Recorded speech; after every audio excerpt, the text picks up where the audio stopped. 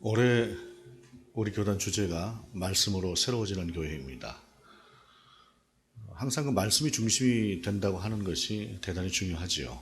내가 말씀대로 살고 있는가 라고 하는 것들을 돌아보고 또 그 앞에서 늘 말씀대로 살려고 하는 것, 이것이 대단히 중요한데, 나도 그렇지만 교회 역시 말씀 안에서 그렇게 교회가 살아가야 된다라고 하는 것을 우리가 주제로 말씀으로 새로워지는 교회라고 하는 주제로 녹여냈다라고 할 수가 있겠습니다. 대략 그 10수년간 지난 우리 교단의 주제들을 보게 되면 그 주제 안에 교회 그리고 그리스도인이라고 하는 단어가 참 많이 들어갑니다. 2008년도 주제를 보게 되면 다음 세대를 품는 교회라고 하고 있어요. 다음 세대가 우리 교회 속에서 말라가고 있다라는 것입니다. 주일학교가 없어지는 교회들이 많고, 그 주일학교가 없어지는 교회들이 우리처럼 좀 작은 교회들이 없어지는 것도 문제지만, 어느 정도 규모가 있는 교회들 같은 경우에도 주일학교를 운영을 못해요. 중고등부 같은 경우에도 역시 마찬가지고, 그래서 어떻게 해야 될 것인가. 그 다음 세대라고 하는 것이 다음 세대가 교회에 대해서 가지고 있는 그렇게 좋지 않은 것도 문제지만, 부모들 자체가 신앙의 유업을 물려줘야 되겠다라고 하는 그런 의지가 사실 좀 부족한 것이 사실이에요. 아이들 학원 먼저 보내지 교회 먼저 보내지 않으려고 하는 이러한 태도 같은 경우에는 실제로 부모 세대 자체가 가지고 있는 신앙관이 뚜렷하지 못하기 때문에, 말씀 중심이 아니기 때문에 나오는 행동입니다. 이것은 우리가 분명하게 정리를 해야 될 부분들이에요. 그러면서 또 다음 세대를 품는 교회 하다가 그 다음에는 또 사랑으로 섬기는 교회. 우리 그 이웃에 있는 이웃들과의 관계 속에서도 교회가 역시 그렇게 싹 좋은 평가를 받지 못한다라고 하는 생각에서 그렇게 했고, 또 그 다음에 또 그러고 나니까 2011년도에는 또 다음 세대와 함께 가는 교회, 여기서 다음 세대가 나오고, 그러다 2012년도에 그리스도인 세상의 소금과 빛, 그리고 2013년도 교회, 세상의 이웃, 그리고 2014년도 그 다음에 이제 교회가 아니라 그리스도인으로 갑니다. 그리스도인 사랑을 나누는 사람들. 그리고 2015년도 그리스도인 복음으로 사는 사람. 사실 말씀으로 사는 사람이나 복음으로 사는 사람이나 다르지는 않지만, 그럼에도 불구하고 어찌됐든 또 복음이라고 하는 것이 강조가 되고, 그러다 2017년도에는 다시 거룩한 교회로 해서 그리스도인에서 다시 교회로 넘어옵니다. 그 다음에 그 다음 해 2018년도에는 거룩한 교회 다시 세상 속으로 해서 교회가 거룩함만 추구하는 것이 아니라 그 거룩함을 가지고 세상 속으로 나가야 된다라고 했고, 그 다음에 작년에 영적 부흥으로 민족의 동반자 되게 하소서라고 이야기를, 또 주제를 정했습니다. 그러다 또 올해는 말씀으로 새로워지는 교회다라고 하는 이러한 주제를 잡게 되었는데, 어찌되었든 참 고민이 큽니다. 어떻게 해야 우리가 세상 가운데서 빛과 소금의 역할을 감당하고 또 다음 세대가 신앙의 유업을 이어받아서 그 신앙을 이어갈 수 있을 것인가라고 하는 것들. 그리고 그리스도인은 어떻게 해야 또 세상 가운데서 빛으로 소금으로 살아갈 것인가 라고 하는 것들을 고민하면서 이런 주제 저런 주제들을 이 안에 품고 있는 것이죠. 어찌됐든 우리가 생각하는 것은 분명히 우리는 제대로 살고 있지 못하다라고 하는 것에 대한 어떤 생각들이 큰 것입니다. 그런데 오늘 말씀의 제목을 어떻게 잡았습니까? 그러면 무엇을 해야 할까요? 그러면 무엇을 해야 할까요? 라고 하는 것입니다. 그리스도인 세상의 소금과 빛이고, 또 그리스도인들이 세상 밖으로, 거룩한 교회가 세상 밖으로 나가고 하는 것들 다 좋은데, 그러면 우리는 어떻게 할 것인가 라고 하는 것들을 오늘 말씀을 통해서, 그리고 말씀으로 새로워지는 교회라고 하는 그 주제에 맞추어서 우리에게 주어진 느헤미야 2장 17절과 에베소서 5장 26절 27절의 말씀을 가지고 우리가 함께 하나님의 말씀을 듣도록 하겠습니다. 먼저 느헤미야의 말씀입니다. 후에 그들에게 이르기를 우리가 당한 곤경은 너희도 보고 있는 바라. 예루살렘이 황폐하고 성문이 불탔으니 자 예루살렘 성을 건축하여 다시 수치를 당하지 말자 하고. 본문을 보게 되면 굉장히 안타까운 말씀이 나와요. 예루살렘이 황폐했고 성문이 불에 타 있다라고 하는 말씀입니다. 여러분, 이스라엘 민족에 있어서 예루살렘 성이라고 하는 것은 정신적인 지주고 영적인 고향입니다. 그렇기 때문에 예루살렘 성은 어떤 경우에도 보존되어야 하고 하나님의 성전이 있는 그곳은 어떤 경우도 지켜내야 하고 가꾸어야 되고 하는 그러한 곳이 예루살렘 성인데, 이 예루살렘 성이 황폐해 있고 더군다나 성문이 무너져 있다라고 하는 이 상황이라고 하는 것은 그들의 신앙과 그들의 삶이라고 하는 것이 정상적으로 운영되고 있지 못하다라고 하는 것을 의미하고 있는 것입니다. 그런데 그러면은 우리가 이 속에서 한 가지를 생각해 볼 필요가 있을 것입니다. 뭐냐면 예루살렘 성이 황폐해 있어요. 성문이 무너져 있어요. 그러면은 보통의 사람들이, 적어도 하나님의 백성이라고 하는 사람들이 예루살렘 성을 지나가다가 그 황폐한 성을, 황폐하게 무너져 있는 그 성문을 보다가 무엇이라고 얘기했을까요? 안타까운 마음 갖지 않았겠습니까? 저걸 어떻게 하지? 라고 하는 생각을 하지 않았을까요? 당연히 그런 생각을 했을 것입니다. 그런데 문제는 안타까움만, 마음만 가졌지 실제로 그것을 위해서 내가 무엇을 해야 할 것인가라고 하는 문제를 고민하고 행동으로 옮겨내는 사람은 없었다라고 하는 것이 문제다라고 하는 사실입니다. 오늘의 세대 가운데도 그렇습니다. 교회가 이런저런 문제들을 안고 있다 보니까 비판도 굉장히 많이 일어납니다. 비판이 없는 세상은 결코 존재해서는 안 됩니다. 잘못된 것들에 대해서는 당연히 비판을 해야 됩니다. 교회도 마찬가지입니다. 그것은 저에 대한 것도 여러분이 그렇게 해야 하고 그렇게 할 수 있습니다. 그런데 중요한 것은 비판과 비난은 다릅니다. 비판이라고 하는 것은 무엇인가 잘못된 것들에 대해서 대안을 가진다라거나 또는 어떤 식으로 나가야 된다라거나 하는 것들을 가지고 나도 거기에 대해서 동참하면서 그 방향으로 함께 가자라고 하는 그러한 마음을 갖는 것이 어떤 하나의 비판이라고 한다면, 비난이라고 하는 것은 제3자적인 입장에서 그냥 혀만 끌끌 차고 있는 것이 비난이에요. 그런데 오늘날 우리 세대가 안고 있는 문제 중에 하나가 뭐냐면 비판이라기보단 비난에 가까운 그러한 모습을 보이고 있는 것이 우리의 모습이 아닐까라고 하는 생각을 해보게 된다는 것입니다. 황폐한 성을 보면서, 황폐한 성문을 보면서, 무너진 성문을 보면서 이걸 어떻게 재건해야 될 것인가 라고 하는 것을 고민하고 우리가 좀 힘을 합쳐서 무엇인가를 해보자 라고 힘을 모으자고 나서는 사람이 없이 그저 이걸 어쩌나 라고 하는 것이고, 그저 내일 아니니 누군가 하겠지 라고 물러서 있는 사람들이 이때 당시에 사람들이었다라고 하는 사실입니다.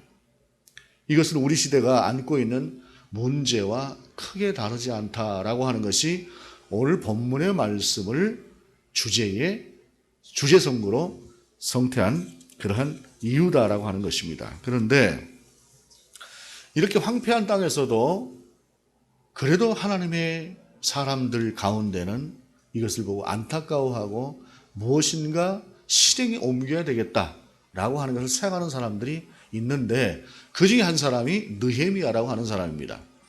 느헤미야라고 하는 사람은 이스라엘이 정확하게 얘기하면 남쪽 유다가 바벨론의 포로로 잡혀갔던 그 이후에 100년 이상이 된 상태에서 오늘 이제 본문 속에 등장하는 사람이에요. 그러니까 세대가 오늘날로 말하자면은 미국에 이민을 한 100년 전에 간 부모로부터, 조상으로부터 태어난, 예를 들어서 뭐 고조 할아버지가 낳고 증조의 할아버지가 생기고 있고 할아버지, 아버지, 그 다음에 나, 거의 이 정도에 가깝게 이미 자기 고향이라고 하는 건 한 번도 본 적이 없이 그럼에도 불구하고 나는 이스라엘 민족이다라고 하는 그 생각만 가지고 있는 그러한 상태에 있었던 사람이 느헤미야라고 하는 사람입니다. 왜냐하면 100수십 년 전에 자기 자신들의 조상이 바벨론에 끌려왔고 바벨론이라고 하는 나라가 망한 상태에서 그 나라가 페르시아로 넘어간 그 상태에서 이 사람이 살고 있었고, 특별히 이 사람은 페르시아 안에 있는 궁정에서 왕의 술을 맡고 있는 그러한 관원장이 이 사람이었어요. 우리가 생각할 때 왕의 술을 맡은 사람이다 하게 되면 그저 청와대에 있는 어떤 요리사 정도 이렇게 생각할 수 있으나, 페르시아 시대 같은 경우에는 왕이 독살을 당할 위협, 암살을 당할 위협이라고 하는 것이 굉장히 컸기 때문에 왕의 포도주를 담당하는 관원이라고 한다면 이 사람은 대단한 힘을 가지고 있고 대단히 왕으로부터 총애를 받는, 신임을 받는 그런 사람이었습니다. 오늘날로 말하자면 청와대 수석비서관 정도급 이상, 그 이상이다라고 생각해도 무관할 만큼 이 사람은 이때 당시에 페르시아 속에서 상당한 입지를 가지고 있었던, 고위직에 있었던 사람이에요. 자기 혼자 살아가는 것은 전혀 문제가 없습니다. 멀리 떨어져 있는 상황 속에서 자기 혼자 신앙생활을 하는 것에도 문제가 없습니다. 그런데 어느 날 자기 고향의 이야기를 들었습니다. 그리고 그 고향이, 그 예루살렘 성이 하나님의 이름이 있고 하나님의 성전이 있어야 될 그 예루살렘 성이 황폐화되어 있고 더군다나 성전은 무너져 있다는 이 소식을 들으면서 이 사람이 마음이 아팠습니다. 그리고 하나님 앞에 기도했습니다. 그렇게 몇 달이 지나간 어느 날 왕의 앞에서 이 사람이 서 있는데 왕이 이 느헤미야를 보고 네가 무슨 걱정을 하기에 그렇게 얼굴에 수심이 가득하냐라고 왕이 묻습니다. 그러자 느헤미야가 자기가 살았던, 자기 조상들이 살았던 예루살렘 성에 대해서 이야기를 하면서 이러니 제가 마음이 편치 않습니다. 그렇게 이야기를 하지요. 그랬더니 그 왕이 그러면 어떻게 해주랴? 말미를 줄 테니 네가 가서 좀 해결을 하고 올래? 이렇게 이야기를 하면서 느헤미야를 총독이라고 하는 직책을 주어서, 말미를 주어서 가서 그러면 그 문제를 해결하고 와라 하고 느헤미야를 보내게 되는 것입니다. 그런데 느헤미야가 이때 당시에 예루살렘 성에 도착했을 때에 많은 대적들이 있었습니다. 많은 대적들이 있어서 예루살렘 성을 증축하지 못하게 하고 괴롭히고 하는 그 속에서 느헤미야는 조용하게 어떻게 일을 진행해야 될 것인가 라고 하는 것을 살피게 되고, 그 살핀 끝에 사람들을 불러 모아요. 지도자급 되는 사람들을 불러 모아서 이 성이 이렇게 되어 있는데, 이 상황인데 우리가 어떻게 해야 되겠느냐, 이 성을 고쳐내고 해결해야 되지 않겠느냐라고 이야기를 하면서 사람들을 불러 모으는 것이 바로 오늘 본문의 말씀이다라고 하는 것입니다. 특별히 느헤미야의 삶을 보게 되면, 느헤미야의 행위를 보게 되면, 느헤미야는 우리가 이 땅을 살아갈 때에 어떤 하나의 그 문제를 해결해내는 능력자로서의 모범을 보여주는 그러한 좋은 예다라고 생각할 수 있습니다. 먼저 느헤미야는 기도로 하나님 앞에 무릎을 먼저 꿇었습니다. 하나님, 이 문제 가운데 어떻게 할까요? 제가 마음이 아픕니다. 도와주소서. 문제를 놓고 먼저 하나님 앞에 이 문제를 의뢰하는 것이 그리스도인의 삶입니다. 그리고 그때 하나님께서 도우시는 것이에요. 요즘 세대의 문제라고 하는 것이 기도를 잃어버리고 문제의 해결을 하나님 앞에 맡기는 자세가 정말로 부족해진 것이 이 세대의 문제입니다. 자기 스스로 해결해 보려고 하고 남의 힘을 빌려서 하려고 하고 무엇인가 인간적인 행위로 그 문제를 해결해 보려고 하는 경향이 참 강해진 세대가 이 세대라는 것입니다. 그러나 여러분, 느헤미야는 무릎을 먼저 꿇었습니다. 그리고 조용하게 때를 기다렸습니다. 때가 되었을 때 하나님께서는 그의 기도 가운데 응답하셔서 아닥사스다 왕으로 하여금 그 마음속에 다녀올 수 있는 그러한 은혜를 베푸는 그러한 때를 하나님께서 허락하셨어요. 그렇게 해서 자기의 조상이 살았던 예루살렘 성에 도착을 했습니다만, 내가 총독이다, 나를 따르라, 무조건 그렇게 하지 않았습니다. 그는 조용하게 이 문제를 어떻게 될 것인가 라고 하는 것을 살폈습니다. 남의 눈을 피해서 혹시라도 대적이 보면 방어를 할까 봐 밤중에 다니면서 성벽 하나하나를 살펴보면서 어찌할까 하면서 그 문제를 살폈어요. 그리고 때가 되었을 때 혼자서 그 일을 한 것이 아니라 사람들을 불러 모으고 그 사람들을 설득하고 그 사람들과 함께 더불어 이 문제를 해결하자고 했던 것이에요.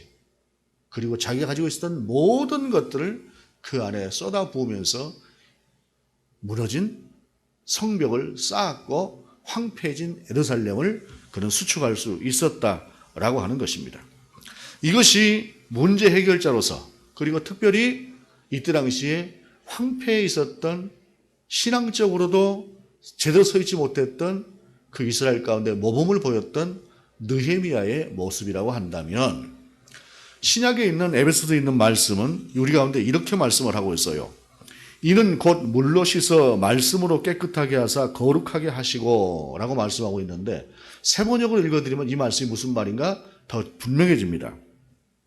그리스도께서는 교회를 물로 씻고 말씀으로 깨끗하게 하셨습니다. 라고 하면서 우리 주 예수 그리스도께서 교회를 세우신 것이 어떻게 해서 교회를 세우셨는가 라고 하는 것을 이야기하고 있어요. 말씀으로 새로워지는 교회니까 오늘 본문은 말씀으로 우리 주님께서 교회를 세우셨다라고 하는 것을 이야기하고 있는데 그 앞에 물로 깨끗하게 하셨다라고 하는 것이 중요해요. 물로 씻었다라고 하는 것이.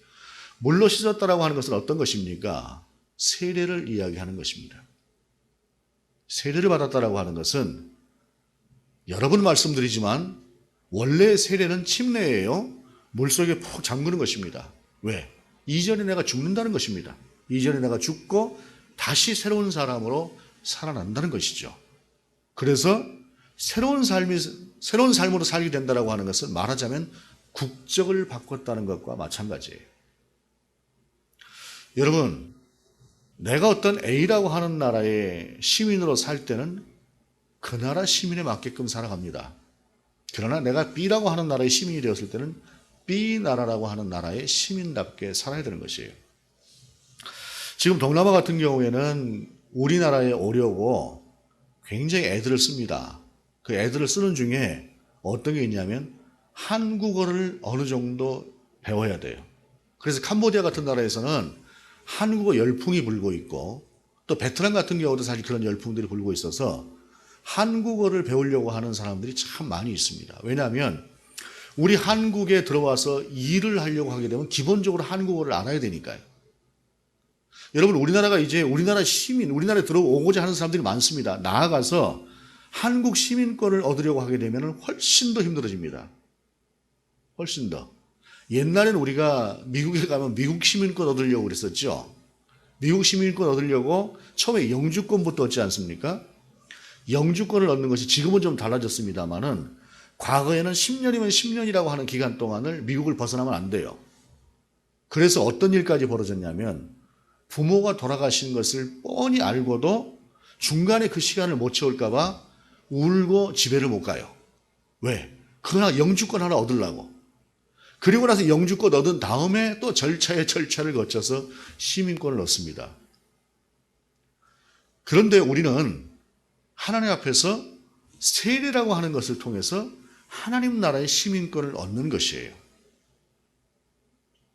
과정은 다를 수 있으나 세례라고 하는 것은 엄중하게 나는 이제 하나님의 나라의 백성이 되었습니다라고 하는 것을 이야기하는 것이에요. 그래서 그 나라 사람답게 살아가는 것이. 그리고 그 나라를 살아가는 사람은 어떻게 살아가는 것이냐? 말씀으로 살아간다는 것이. 캄보디아의 국민이었다가 대한민국의 국민이 되었다고 한다면 이제는 캄보디아에 살았던 그 관습이나 그러한 법을 따라가는 것이 아니라 대한민국의 법을 따라가는 것을 분명하게 그렇게 해야 되는 것처럼 말씀이라고 하는 것은 하나님의 나라를 살아가는 사람들이 하나님의 나라의 시민으로서 어떻게 살아야 되는가라고 하는 것을 그 법대로 살아가는 것과 같은 것이 말씀이다라고 하는 사실입니다. 그런데 그럼 이 말씀이라고 하는 것대로 살아간다고 하는 것이 과연 어떤 것이냐라고 하는 것에 대해서 우리가 이제는 생각해야 된다는 것이, 말씀대로 살아간다고 하는 것이 어떤 것이냐. 말은 좋지 않습니까? 그런데 구체적으로 말씀대로 살아간다고 하는 것은 어떤 것인가라고 하는 것에 대해서 처음에 하나님께서 부르셨던 한 사람을 우리가 생각해 볼 수 있습니다. 본토 친척 아비집을 떠났던 아브라함이라고 하는 사람을 생각해 보십시다. 그는 갈 바를 알지 못하고 떠났다고 성경은 우리 가운데 전하고 있습니다. 하나님께서 떠나라고 하셨습니다. 떠나라고 할 때 어디로요? 묻지 않았습니다. 떠나라고 하니까 아브라함은 그 말씀대로 일어서서 길을 떠났습니다. 그저 일어섰지 어딘가 명확하지 않았습니다. 여러분, 우리가 하나님의 말씀을 따라서 그리스도인으로 살아간다고 하는 것이 눈앞에 있는 것이 무엇이 분명하게 보여서 따라가는 사람은 그렇게 많지 않습니다. 이제 내가 그리스도인으로 살겠습니다라고 하는 은혜가 있어서 그것을 결단하고 따라가는데 그 과정에 인간이 왜 실수가 없겠습니까? 아브라함도 실수하지 않았습니까? 아들을 줄 것이다 라고 했는데 아들을 주시지 않아요. 그러면은 이거 어떻게 해야 되는 건가 생각하다가 자기들이 임의로 그것을 해석을 해서 이스마엘을 낳지 않습니까? 그런데 여러분, 하나님께서 그거 갖고 책망하지 않으셨습니다. 인간은 실수할 수 있는 존재이기 때문에 그렇습니다.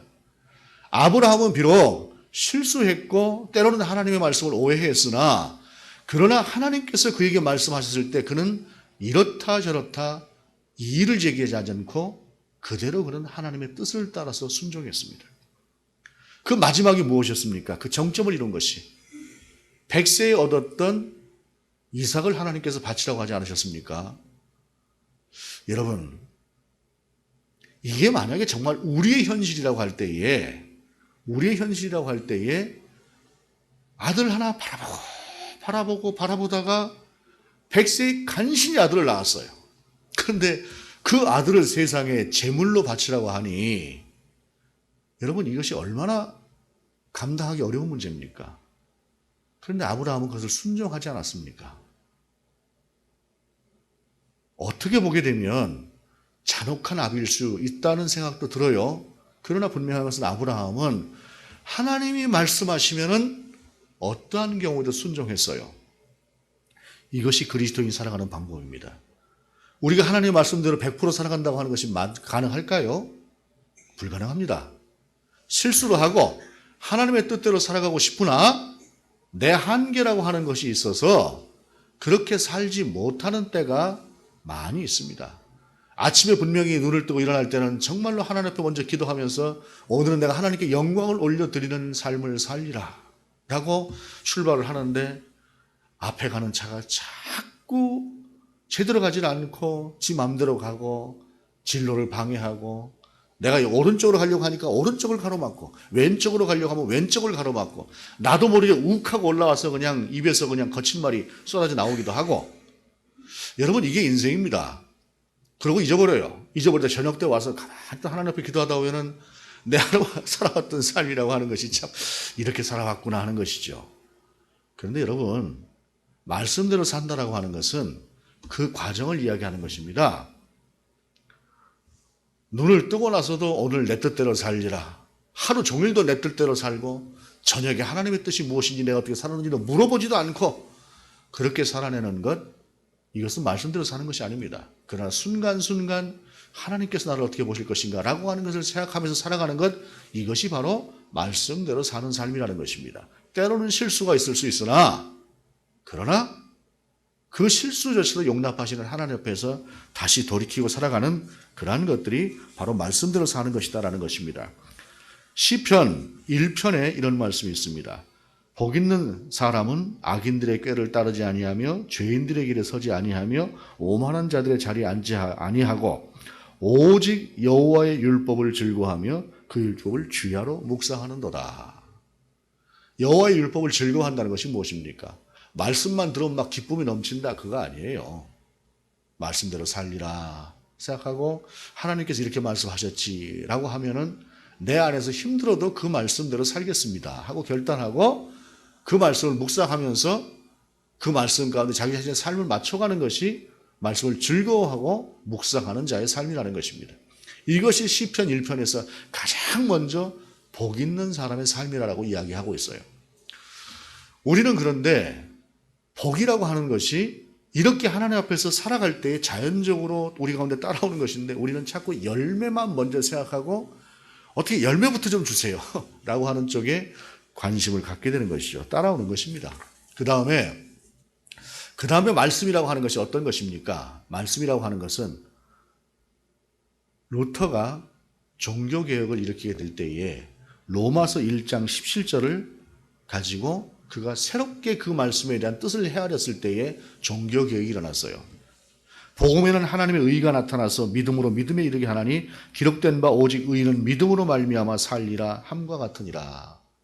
그런데 루터는 이 속에서 의만 봤어요.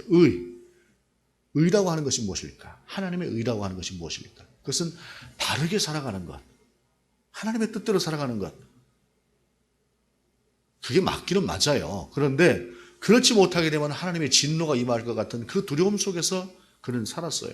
그런데 어느 순간인가 그가 기도하는 중에 하나님께서 이 말씀에 대한 본래의 의미를 알게 하셨어요. 복음에는 하나님의 의가 나타났다. 복음이 무엇입니까? 복음은 예수 그리스도십니다.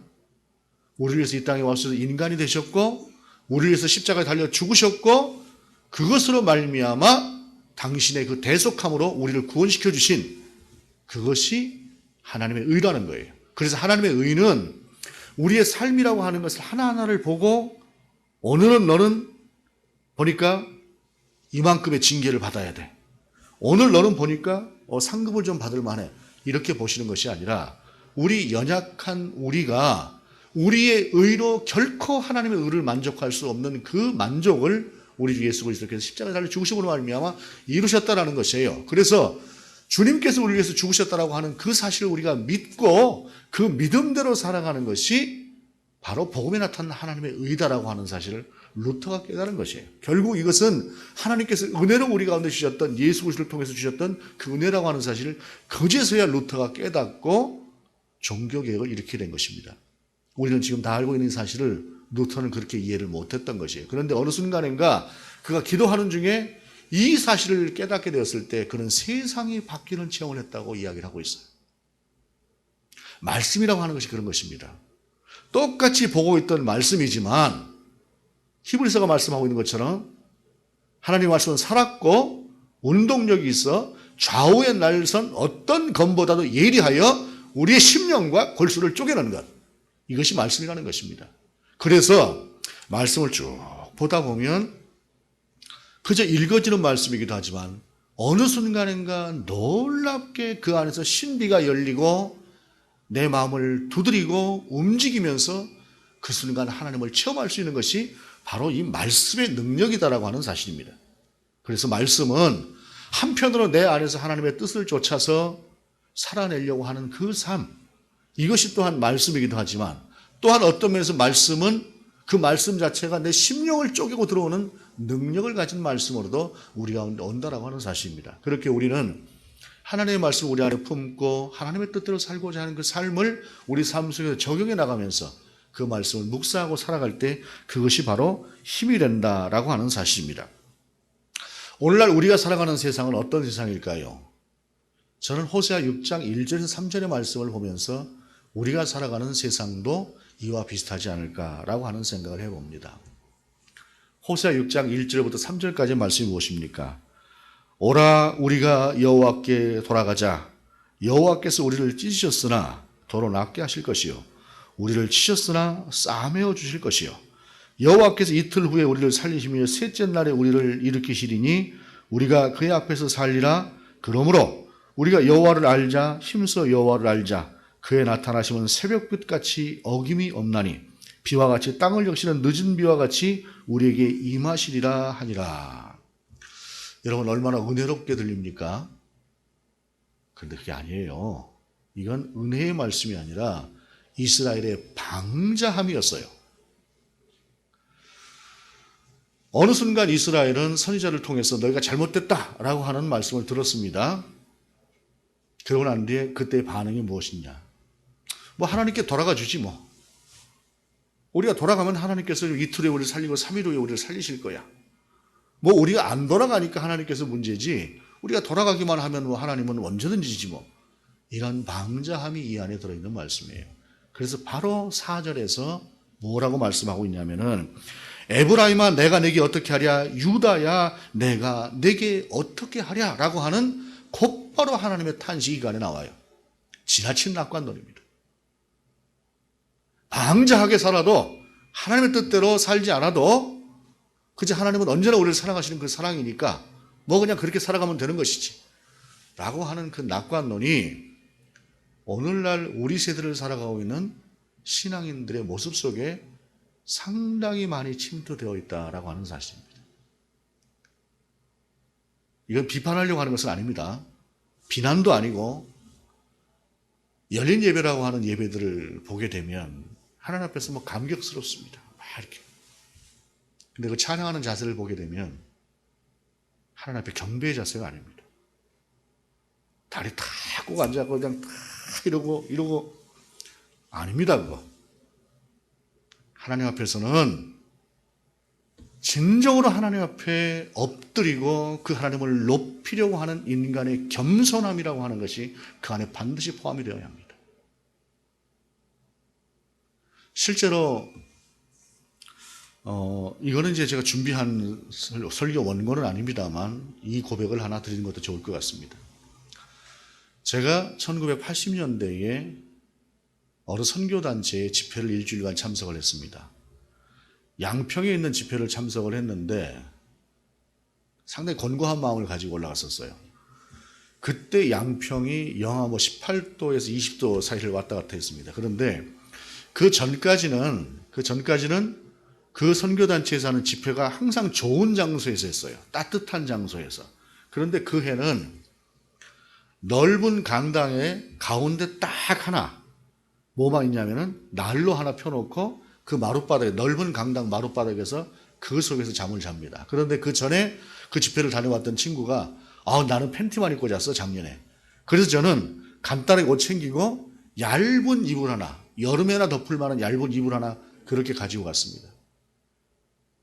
세상에 제가 양말 2개 껴 신고 잡은 거는 인생에 살다 처음이었습니다. 옷 있는 대로 다 입고 간신히 어떻게 그냥 막 사투를 벌여서 방석 2개 가져다가 바닥에 깔고 그리고 헌이불 같은 그 이불 하나 덮고 자는데 덜덜덜덜덜 떨면서 그렇게 잤습니다. 씻지를 못해요. 나와서 씻으려고 하니 계곡물이라고 하는 것이 얼어가지고 조금 쩔쩔쩔 흐르는 데다 물 한 방 딱 끼얹으면 끼얹는 순간에 바로 옵니다. 그런데 그 속에서 찬양들을 하는데 난리가 납니다. 막 그냥 손을 들고 찬양들 하고 나는 내 마음이 안 열리는데 어떻게 찬양을 해요. 근데 3일쯤인가 지났을 때입니다. 내가 표정이 얼마나 어두웠는지 앞에서 찬양을 인도하는 모든 스태프들이 저를 위해서 다 같이 기도를 했대요. 그때 사실 제가 그만큼 괴로웠어요. 어느 한순간에 하나님께서 이 마음을 움직이시더라고요. 그러면서 내 손이 올라가는데 그때 찍었던 사진이 한 장 있어요. 그런데 나중에 뽑아준다고 하더니 그 사진이 분실돼 버렸습니다. 저는 제 인생을 살다가 그때처럼 아름다워 보이는 제 표정을 본 적이 없습니다. 여러분, 분명히 찬양은 그런 것입니다. 분명히 하나님은 살아계시기 때문에 그 하나님과 나와의 관계라고 하는 것, 교제라고 하는 것이 이루어질 때 우리는 말할 수 없는 은혜로 하나님 앞에 찬양하는 것입니다. 그런데 그 속에서도 하나님을 찬양하는 예의가 있는 것이. 그러고 돌아서서 예배 잘 드렸다. 그러고 잊어버리는 것은 그건 은혜가 아니라는 말입니다. 열린 예배 참 좋습니다. 하나님과 만날 수 있는 그 기회, 그렇게 찬양을 나가는 거 저도 사실은 우리 교회가 좀 해봤으면 좋겠다 하는 생각을 하기도 하는데 우리 좀 시스템이 좀 부족해서 그렇게 하지 못하고 있어요. 그러나 그것은 좋습니다. 그런데 그 뒤가 따르지 않는 신앙은 신앙이 아니라는 거예요. 그냥 공연 관람하는 거지. 오늘날 그리스도인들의 태도가 호세아서에서 나오는 이 말씀과도 같이 내가 우리 주님 앞에 나가면 우리 주님은 무조건 기뻐하시는 거지 뭐. 이런 방자함, 이런 오만함, 이런 낙관론이라고 하는 것이 우리가 살아가고 있는 이 세대 가운데 있다는 것이에요. 우리가 하나님 앞에 예배 드려주는 거지 뭐. 라고 하는 자세가 혹시라도 우리 속에 있다고 한다면 이것은 말씀이 우리를 지배하는 삶이 아니다라고 하는 사실입니다.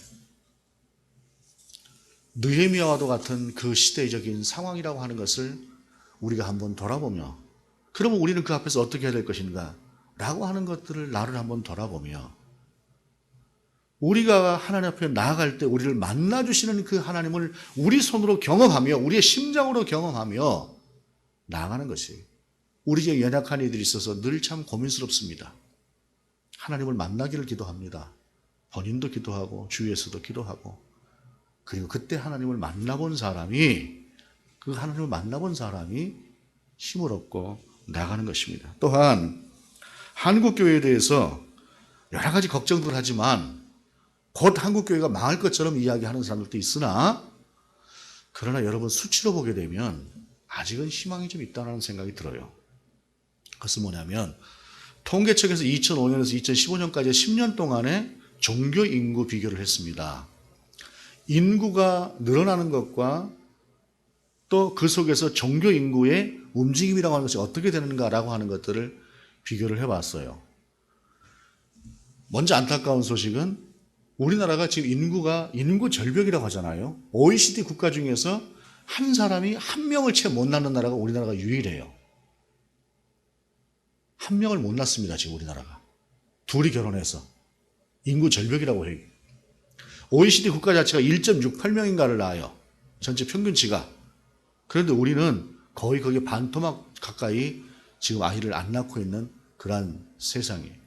지금 인구가 국력이다라고 하는 세상에 우리는 지금 이런 상황을 맞이하고 있습니다. 그러다 보니까 10대 인구 비례를 보게 되면 줄었고 20대도 줄었고 30대도 줄었고 40대부터 모르겠는데 50대부터 인구가 확 늘어나기 시작을 해요. 60대 이상의 인구는 과거에 비해서 한 80% 정도 이렇게 늘어났다시피 합니다. 왜냐하면 장수하니까 사람들이. 그러면서 거기에 따른 그 세대별로 인구별로 신앙인들의 모습을 보면은 전체적인 종교 인구 자체가 젊을수록 줄어요. 근데 50대 이상은 늡니다. 늘어가고 있어요. 그런데 줄어드는 쪽에 그 줄어드는 비율과 인구 비율과 줄어드는 비율을 보게 되면 우리는 인구 비율보다 기독교는 덜 줄었습니다. 다행스럽게도. 그리고 인구가 늘어난 50대 이후의 비율, 종교 인구 비율을 보게 되면 종교 인구 자체가 전체적으로 좀 늘었어요. 50대 이상 60대가 넘어가게 되면 사람이라고 하는 것이 누가 뭐라고 해도 오늘 내가 살고 있는 그 이후의 삶에 대한 고민이라고 하는 것이 생기기 마련이에요. 그러다 보니까 사람들이 신앙생활을 제대로 한다, 안 한다를 떠나서 어찌됐든 종교에 귀하는 사람들이 많이 생겨나요. 그런데 기독교에 귀하는 사람들이 압도적으로 많습니다. 천주교나 불교나 이런 것에 비해서 우리는 2배, 3배, 4배로 많습니다. 기독교가. 세상이 그렇게 욕을 해서 교회가 곧 망해버릴 것 같아도 그래도 복음은 우리들 속에 운동력이 있어요. 다만 염려가 되는 것은 이단도 지들이 기독교라고 얘기를 하니까 지들은 이단들도 자기들 보고 물으면 자기들도 기독교라고 얘기를 해요. 그러다 보니까 이단이 상당수가 좀 포함이 되어 있겠다라고 하는 불안한 마음은 있으나 그럼에도 불구하고 살아서 역사하시는 하나님의 능력은 여전히 오늘 또 교회를 사용하고 계신다는 사실이에요. 그럴 때 우리가 해야 할 일은 어떤 것들인가? 특별히 오늘 여전도의 헌신 예배, 여전도 주일 예배를 드리고 있는 우리 여전도회가 우리 수유교 입장에서 볼 때는 여전도회가 기둥이다라는 것입니다. 그러니 여러분이 힘을 내고 여러분이 그 하나님의 말씀대로 살아갈 때에 그리고 우리의 현실을 자각하면서 이 속에서 어찌해야 될 거라고 하는 느헤미야의 심정으로 여러분이 세상을 볼 때에 하나님의 말씀은 살았고 운동력이 있는 그 말씀이 여러분 가운데 임할 때에 느헤미야의 리더십이 여러분의 리더십이 될 수 있고 느헤미야를 사용하시는 하나님의 사용하심이 바로 여러분을 사용하시는 하나님의 사용하심이 될 수 있다라고 하는 사실을 생각하면서 우리가 2020년도를 말씀으로 그렇지 않아도 우리가 말씀 중심으로 살아가고자 하는 교회지만 더 말씀으로 하나님 앞에서 새로워지는 그러한 교회를 세워갈 수 있는 우리 여전도회 그리고 우리 교회 저와 여러분 모두가 될 수 있기를 주님의 이름으로 축원합니다. 기도하시겠습니다.